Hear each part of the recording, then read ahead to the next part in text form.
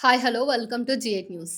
దేశంలో ఎక్స్క్లూజివ్‌గా ప్రశ్నించడానికే పెట్టినటువంటి పార్టీ ఏదైనా ఉంది అంటే అది జనసేన పార్టీ. ఔట్‌రైట్‌గా పవన్ కళ్యాణ్ తను పార్టీ పెట్టినప్పుడు చెప్పినటువంటి ఎన్నో నీతి వాక్యాలలో ముఖ్యమైనది నేను ప్రశ్నించడానికే వస్తున్నా అని చెప్పి జనసేన పార్టీని పెట్టిండు. జనసేన పార్టీని పెట్టినప్పుడు ఎత్తుకున్న సిద్ధాంతము, పరిణామ క్రమంలో ఆయన మార్చినటువంటి సిద్ధాంత రాద్ధాంతాలు అవన్నీ మీకు తెలిసినవే.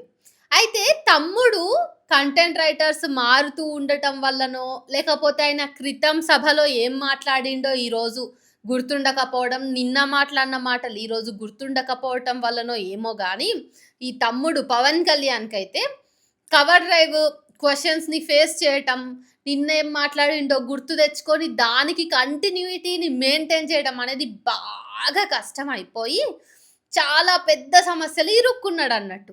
అరే! ఏడబోయిన ప్రశ్నలు అడుగుతున్నారు జనాలు. ఏడబోయిన నా పుట్టుక కాడ్నుంచి ప్రతీదీ కాంట్రోవర్సీయే అయిపోయింది. నేనా ఏ వేదికెక్కితే ఆ వేదికకి భజన చేసుకుంటా ఆడనే పుట్టిన నేను అని చెప్పబడతి. కాబట్టి ఇన్ని అబద్ధాల మధ్యన, ఇన్ని వర్షన్స్ మధ్యన వచ్చేటటువంటి ప్రశ్నలకు నేను సరిగ్గా సమాధానం చెప్పలేకపోతున్నా అనుకున్నాడో ఏమో గానీ, రీసెంట్‌గా కూడా ఒక సభలో పవన్ కళ్యాణ్ అన్నాడన్నట్టు.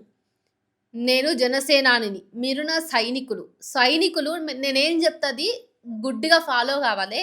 మీరు తిరిగి నన్ను క్వెషన్‌లు అడగడం, నన్ను ఎదురు ప్రశ్నించడం అనేది చెయ్యొద్దు అని చెప్పేసి ఇండైరెక్ట్‌గా ఒక మాట చెప్పిండన్నట్టు. ఇక్కడ విషయం ఏంటంటే, పార్టీ పెట్టిన అతి తక్కువ కాలంలో డిప్యూటీ ముఖ్యమంత్రి స్థాయి దాకా రీచ్ అవ్వడం అనేది పవన్ కళ్యాణ్‌కి దక్కినటువంటి ఒక అదృష్టం.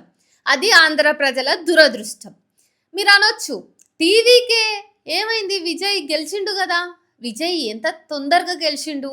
ఇట్లా పార్టీ పెట్టుడే ఆయన ముఖ్యమంత్రి అయిపోయిండు గదా అని మీరంటారేమో.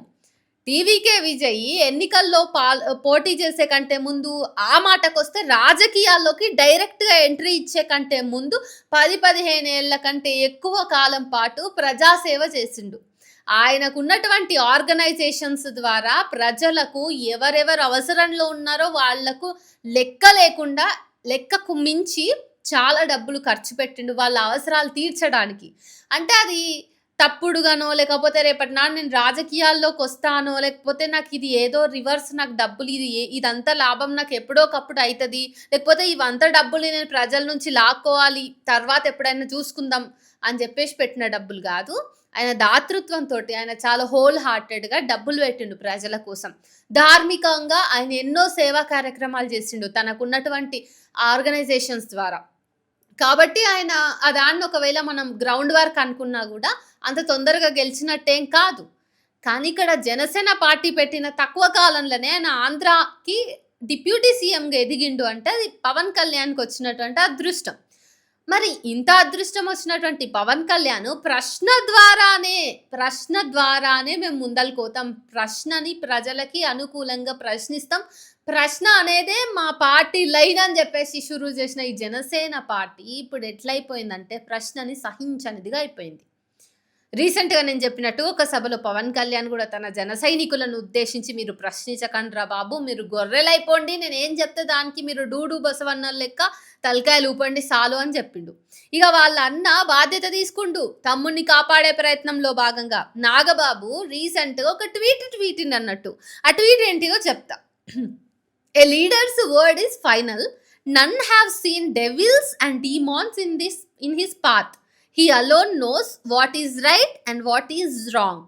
Shut your doubts, silence your tongue and follow the leader without questions.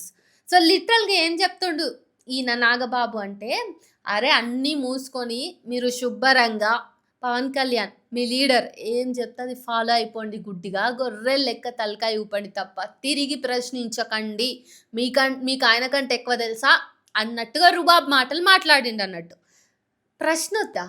ఎందుకు నాగబాబు గారు మీరు ఇట్లా మాట్లాడుతున్నారు? మీకంటూ మంచిగా ఒక పదవి ఉంది. ప్రశ్నలతోటి మీకు అవసరం లేదు. అధికారంలో ఉన్న వాళ్ళని క్వెషన్ చేసినా చేయకపోయినా మీకు ముట్టాల్సింది ముడతది. మీకు క్వెషన్ చేసే అవసరం ఉండదు. కానీ ప్రజలకు అట్లా గాదు. ప్రజలు ఓట్లు గుద్దిండ్రు. గెలిపించుకున్రు. జనసేనలో పనిచేస్తున్న ప్రతి కార్యకర్తకు కూడా వాళ్ళ చుట్టూ ఉన్న సమాజానికి కొన్ని ఎక్స్‌పెక్టేషన్స్ ఇచ్చి జనసేనలో జాయిన్ అయ్యుంటారు. వాళ్ళు రేపటినాడు సమాధానం చెప్పుకోవాలి. మీ పవన్ కళ్యాణ్ వచ్చి వేదిక మీద ఏదో ఆయన పిచ్చి కొద్దీ ఆయన కంటెంట్ రైటర్ రాసిచ్చిన రాతని బట్టి కొట్టి చదివి పోతే, ఆ తర్వాత వాటన్నింటిని కనెక్టింగ్ డాట్స్ తోటి కనెక్ట్ చేసుకొని ప్రజలకు సమాధానం చెప్పే బాధ్యత అక్కడ పోయి, ఇక్కడ పోయి, అక్కడ పోయి, ఇక్కడ పోయి జన సైనికుల మీద పడుతుంది. వాళ్ళు ఇబ్బంది పడతారు కదా! క్వెషన్స్ వద్దు అనడం అనేది ఏమాత్రం ప్రజాస్వామికం? ఏది నీ తమ్ముడేమైనా రాజా? అంటే పవన్ కళ్యాణ్ ఇప్పుడు రాజు. రాజుని మనం క్వెషన్ చేస్తే మనకు శిక్షలు పడతాయి. అంతేనా? ఇది ప్రజాస్వామ్య భారతం. ప్రజాస్వామ్యంలో ప్రశ్నలు అనే వాటి మీద ఆధారపడే ఉంటది పాలన. ప్రశ్నించకపోతే ఈడున్న పుల్ల ఆడ కదలదు. కాబట్టి ప్రజాస్వామ్యంలో ప్రశ్నలు ఎదురవుతాయి. మీరు పాలనలో ఉన్నారు అంటే, అధికారంలో ఉన్నారు అంటే, అధికారం ఎందుకు? మీరు ప్రతిపక్షంలో ఉన్నా, ఇంకే పక్షంలో ఉన్నా, మీరు రాజకీయాల్లో ఉన్నారు ఒక ప్రజాస్వామిక దేశంలో అంటే ప్రశ్నల నుంచి తప్పించుకోలేరు. ఇప్పుడు ఏమంటున్నారు నాగబాబు గారు? మీరు మీ తమ్ముడు మూకుమ్మడిగా వేర్వేరు సందర్భాల్లో చెప్పిన, మీరు ట్విట్టర్‌లో ట్వీట్ చేసినా, ఆయన ఒక ఫిజికల్ సభలో మాట్లాడినా గానీ, మీ ఇద్దరి మాటల ఉద్దేశం ఏంటిది అంటే, అయ్యా నేను పెండ తింటే మీరు పెండ తినుర్రి, నేను పెండ తినమని చెప్తే మీరు పెండనే తినుర్రి, లేకపోతే నేను ఆ బర్రె తోక లేపి అక్కడ ఇంత తినమంటే మీరు అదే పని చేయుర్రి. అంతేగాని నేను చెప్పినాక మీరు నన్ను క్రాస్ క్వెషనింగు, మళ్ళా మీరు అట్లా కాదు అట్లెట్లా చేస్తామన్నా, అట్లా చెయ్యొద్దు కదా సేనాని గారు అని ఇట్లాంటి క్వెషన్స్ అడగమాకండి అని చెప్పేసి చెప్తున్నట్టుంది. ఇట్లుంది మీ ట్వీట్‌కి, ఈయన మాటలకి అర్థం. ఇది ఏమాత్రం కరెక్ట్? అధికారంలోకి వచ్చే కంటే ముందేమో ప్రశ్న కోసమే మేము పుట్టినము, ప్రశ్న కోసమే మేము పార్టీ పెట్టినము. మన్ను అశానం. తీరా ఈరోజు అధికారం వచ్చినాక, తీరా మీ కిందకు ఒక కుర్చీ వచ్చి మంచిగా ఫిక్స్‌డ్‌గా కూసున్నాక, మీ చేతిలో అధికారం వచ్చి పడ్డాక, ప్రశ్నలు వద్దు, ప్రశ్నలు ఎయ్యొద్దు, మేము ఏం చెప్తే అదే నడవాలి, మేము ఏం చెప్తే అదే శాసనం. రాజులు మరి ఇక మీరు. ప్రజలందరూ బానిసలు. మీ జనసేనలో పనిచేస్తున్నటువంటి కార్యకర్తలు అందరూ బానిసలే. ఆంధ్రప్రదేశ్ ప్రజలు మొత్తం బానిసలే కదా! ఇంతేనా మీరు చెప్తున్నది? పూటకొక సిద్ధాంతాన్ని మార్చి, ఈరోజు ఏం మాట మాట్లాడినావో రేపు తెలవదు. నువ్వు ఏ ప్లేస్‌కి పోతే ఆ ప్లేస్‌లో పుట్టుతావు. నువ్వు ఎంతవరకు చదువుకున్నావో నీకు ఒక క్లారిటీ ఉండదు. నువ్వు ఇచ్చే మాటల మీద నీకు క్లారిటీ ఉండదు.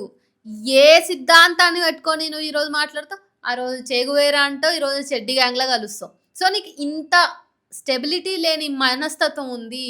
ఇంత ఎట్లా పురుగులాగా ఈరోజు ఈ పెండ మీద వాలితే రేపు పోయి ఇంకో పెండ మీద వాలుతది కదా! బెడ్ బగ్ లాంటి కీటకాలు. అట్లా ఉంది నీ మనస్తత్వం. సో నువ్వు కోతిలాగా ఇక్కడి నుంచి అక్కడ, అక్కడి నుంచి అక్కడ, అక్కడి నుంచి అక్కడ జంప్ చేస్తుంటే, నువ్వు జంప్ చేస్తున్నట్టుగానే నువ్వు ఆడుతున్న రీతిగానే నీ కిందున్నటువంటి వాళ్ళందరూ కూడా ఆడాలని ఎక్స్‌పెక్ట్ చేస్తున్నావు అంటే నువ్వు ఒక నియంతవు. పవన్ కళ్యాణ్ నువ్వు ఒక నియంత పోకడకు పోతున్నవు. నీ అన్న నాగబాబు చేత కూడా అదే చేస్తున్నావు.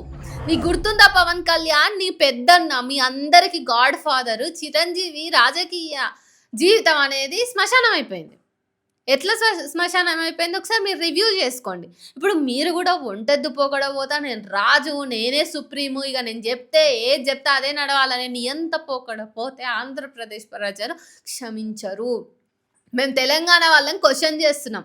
తెలంగాణ వాళ్ళం బాధ్యతతోటి, అరే మా సోదర రాష్ట్రం అది, అక్కడ ఉన్నటువంటి ప్రజలు అగచాట్లు పడుతున్నారు అని చెప్పేసి వాళ్ళ వకాల్తా పుచ్చుకొని మేము క్వెషన్ చేస్తున్నాం.